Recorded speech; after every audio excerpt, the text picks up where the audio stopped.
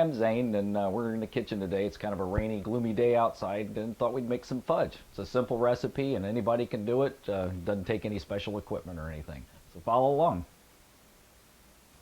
One of the first things you want to do is get your ingredients out and get them organized.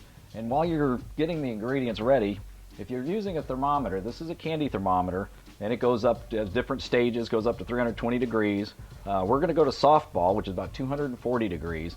And you don't want to take this and just drop it into the hot candy. So what we do is we're going to put it into here. This is our going to be hot water, boiling water. We're going to turn that on, okay? And we're going to let that heat up. That's going to prepare that thermometer so that when you take it and you put it into your candy mixture, it doesn't shock the thermometer. Next thing I want to do is get some of my ingredients into the pot. It calls for a couple cups of sugar. So I'm going to measure out level scoops of sugar. 2 cups of sugar. There's 2 cups of sugar. And it calls for cream. I happen to have half and half. Now when you're using something like half and half, you have to substitute something to replace the fats that are missing. So in this case, we're going to use 4 tablespoons of butter. But what it wants for the liquid is 1 cup of half and half. And again, we want to do a level cup. We're going to pour all that into our sugar. Okay. The next thing I'm going to do is I'm going to use some chocolate for the flavoring. I'm using a Ghirardelli chocolate. They come in large bars. You can use chips. You can use unsweetened pieces. I'm going to chop these up a little, give them a little chop to help them melt. Okay. Always keep your fingers out of the way when you're chopping. And this recipe calls for about a half a cup of chocolate, 2 ounces of chocolate.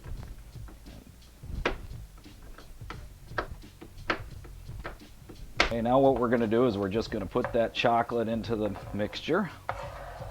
Okay, get all that good stuff in there.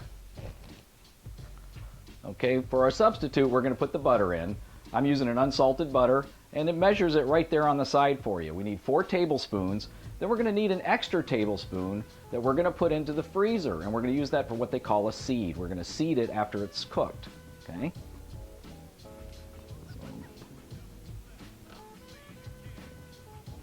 So we got 4 tablespoons, then 1 more that I'm going to put into the freezer. Again, this is going in the freezer for seed. We're going to use that later, so put it in before you start cooking. Okay, this is my 4 ounces of butter. Putting that in, we're going to crank this baby up. We don't want to get it too high because we don't want to burn the sugar. And this is the only time that you're going to stir the fudge. Now we're going to stir our mixture. We use a wooden spoon. We don't want to use metal. We want to keep it wood. Now I always keep the handle off the fire, but I'm going to grab it and move it over this time. And we want to start stirring that mixture, stir that sugar. And then again, this is the only time you're going to stir it. Once it starts to boil, you're going to want to leave it alone. But you just, stir occasionally until that sugar is dissolved and the butter is dissolved and you don't feel that grittiness anymore. There's one other thing you're going to want to do while you're letting these things cook, and that's to get yourself a glass of ice water. Now this isn't for me to drink. What this is for is we want ice cold water to be able to test it to find out when it reaches the soft ball stage, which is the temperature that it's going to be ready to take off the heat. Okay, our water's come to a boil now, and what that tells us is a couple things. One of them is it's going to tell us that we're near 220 degrees, which is boiling, so we're kind of calibrating our thermometer at the same time. But it's got it preheated so that next time when we go to put it in our sugar, we're not going to shock that thermometer. You can see that the crystals have now pretty much dissolved into it, just have a little bit of chocolate melting. So now we're done stirring. We don't need to stir this any further. We're going to let it come to a boil. Before we do that though, we're going to take a pastry brush here. We're going to put it in the boiling water over here. We're going to get it nice and hot. Not too much water, so we're going to let get some of the water off. Not too much water, so we're going to get some water off. And we want to get the crystals off of the inside. You don't want to have any crystals on the side of this pot. So I'm washing it back in the boiling water, and I'm taking these crystals off with a pastry brush.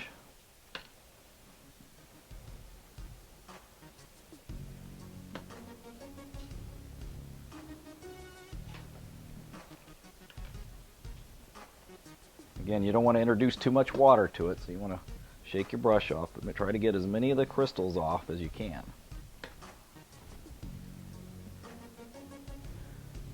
You can see it's starting to boil now, and that's what we want. And once it starts to boil, I'm going to turn down that temperature because I don't want it to boil over. Sugar boils at a lower temperature. And now that it's started to boil, I'm going to take my thermometer out of the boiling water, and I'm going to now clip it into the mixture. And you want to make sure your thermometer, the bulb is in there where the heat is. And you got to remember the center is a little hotter than the edge, so just keep that in mind. Sometimes if it's a big pot that's really wide, the center may be hotter than the edge. We're at 220 now, and what we want to do is come up to the soft ball stage at about 240. It's going to take a while for that to happen because as you see the steam coming off of this, it's going to evaporate a lot of that liquid and thicken. So you need to wait till it thickens before you start to see that thermometer come up. On the stove like this, it's going to take about a half hour. And you can see how it's growing. I'm using a 2-quart saucepan. I know that it's enough for a 1-pound batch. And as it starts to boil heavy like that, I don't want to burn it, so I'm turning the oven down now. Turning the oven down now to try to keep that from overflowing the pot. What we want to do is we want to get prepared for when we take the candy off to cool it. What I've got here is a nice bowl, stainless steel bowl, and I want to shock it by putting it in cold water. So I'm going to prepare it in advance by filling my sink with water, setting this bowl in the water, and letting it cool down a little bit. Then what we're going to do is when we have the sink full of water, we're going to place that in there. That'll chill down to room temperature. Then when we put our mixture in there, it's going to shock that mixture into starting to form crystals. We're at the point now where we're going to test the fudge. We're at that soft ball stage, about 240 degrees. What we're going to do, again, taking a wooden spoon. We don't want to have a cold spoon, which would be metal. We're going to take it and dip it in a little bit like this. You can see it's nice and thick now. We're going to put it in that cold water. And we're going to cool it off. That's what that ice water is for. Okay. So once it's cool, what it should do is it should form a soft ball. When I take it off, it's got a little, it's soft and I can form it into a little ball. So that's the soft ball stage, which means it's ready to pour now. Okay? Okay, we're going to take, again, we've got our bowl here in the cold water, and we're going to shock it. This is called shocking it. I'm going to pour it in. You can hear it sizzling because we're pouring hot into cold, of course. I'm holding onto the thermometer. I don't want it to drop out. I'm going to take that thermometer, I'm going to place it in here because I want it to cool down to about 110 degrees or so before I start stirring. We just want to let it set. So I'm going to get all that goodness out of there. And I'm going to remember that seed butter. We're going to go get that and put it in next. I've taken the butter out of the freezer now, and we're just going to place it in there. And we're going to let it sit until it forms like a skin on it. And we can keep an eye on the thermometer as it's dropping. What we'll do too is after we're done, take that thermometer out, put it back in the boiling water to clean it. Okay, I've got my mixer. Don't need a marble slab. This is the only tool you need. You can even whip it with a spoon if you'd like. Real simple. Okay, as you can see, it's kind of formed a skin on the top. It's kind of thick, and that's a good time to start mixing it.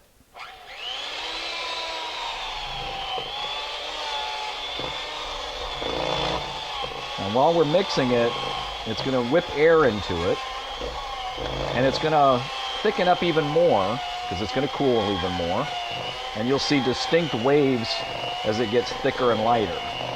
That's how you'll know you've whipped it enough, when it's gotten so thick that it's, as it's doing now, it's starting to pile up. And you get real waves going in it. Okay, now that we're done mixing, it's time to pour it into a thing. I've made a little box here with some wax paper, about a 5x7 box. You can see how it thickened up now. It's starting to look like fudge. And we're putting that into the pan. Wax paper, of course, will keep it from sticking, so you have a nice 1-pound block of candy.